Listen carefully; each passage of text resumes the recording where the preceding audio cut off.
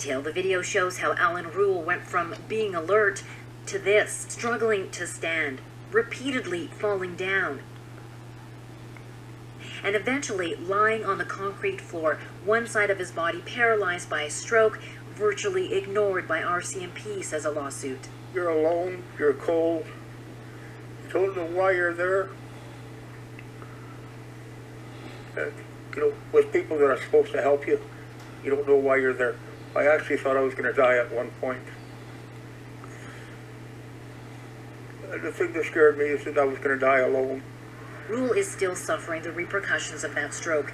He was arrested by Airdrie RCMP for public intoxication in 2015 after a bar employee called police saying he was drunk and acting strangely, despite being served only water at the bar. I don't blame the RCMP for picking him up. He probably did look like he was intoxicated. Now, if they had just been watching him when he was in there, they would have noticed that something wasn't right, something wasn't adding up. Instead of sobering up, the video shows Rule's condition getting worse. 12 hours pass before anyone enters his cell to physically check on him. That officer pokes his head in for a few seconds. I couldn't walk straight. On my left side, I had to crawl to get any place. 17 hours after being locked up, another officer goes in, realizes Rule can't stand, and then calls paramedics. A neurologist's report says Rule may have suffered an initial stroke before his arrest that could have been confused for intoxication, and then a massive one while in custody, adding it's difficult to say if earlier medical attention would have helped. RCMP dispute all the allegations and deny any responsibility for what happened to Rule, saying there were no obvious signs he was in medical distress. But this expert in policing hired by Rule's lawyer says the evidence strongly suggests officers ignored their own operating procedures. I think there's some major lapses here, beginning with how Mr. Rule was classified as a severely impaired person, kept with that assumption for the next 18 hours. In spite of evidence that there's a person undergoing a medical crisis. The RCMP's own manuals require officers to look for signs of drowsiness that may be an indicator of serious illness or injury, including stroke.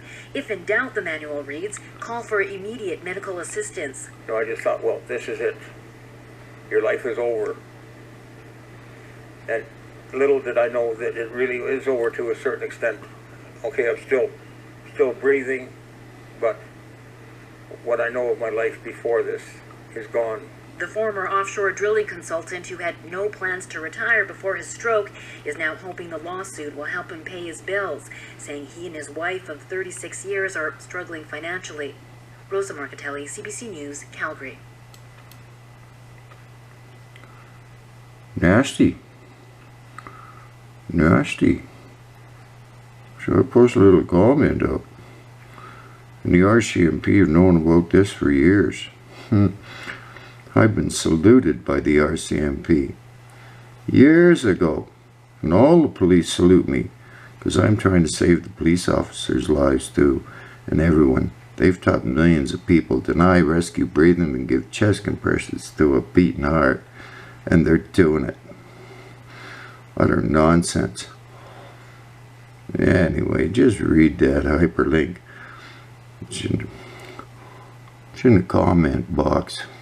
No brainer. A 5-year-old child knows if you got a breathing emergency, you better give him some rescue breathing ASAP.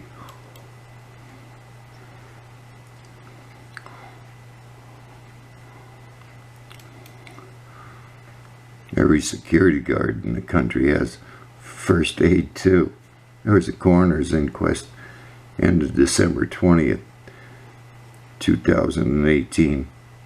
Verdict from the jury was, do not deny rescue breathing to anyone. And they're still teaching it. The executive director at Health Canada got canned in January 2019 for blowing the whistle trying to save everybody's life. Can the executive director? I guess that cost the taxpayer a lot of money, eh? Pretty hard to can them. Gotta buy them out. Anyway, you guys have a good one. Read the comment box for the medical info.